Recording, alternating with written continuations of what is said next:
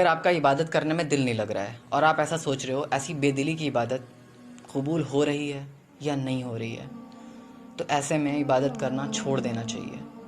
अगर आप ऐसा सोच रहे हो तो मैं आपसे कहना चाहूँगा कि ये शैतान का एक वसवसा है, एक पॉपअप मैसेज है जो शैतान आपके दिल में डाल रहा है ताकि आप इबादत ना करो।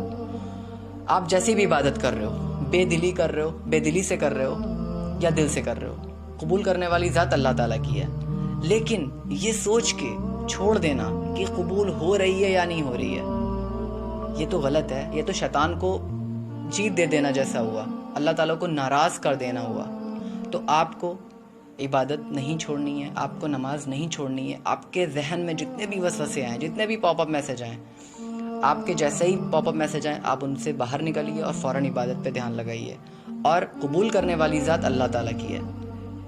ये कतई मत सोचिए कि कबूल होगी या नहीं होगी, आपको बस अपनी तरफ से 100% देना है। फिर बाद में आप ये तो नहीं कह सकेंगे कि अल्लाह ताला इस वजह से मैंने छोड़ दिया, शैतान ने बहका दिया, ये बहाना ख़त्म हो जाएगा। तो आपको इबादत करनी है, आप करते रहिए। वीडियो को शेयर करिए, चैनल को सब्सक्राइब करिए। Thank you.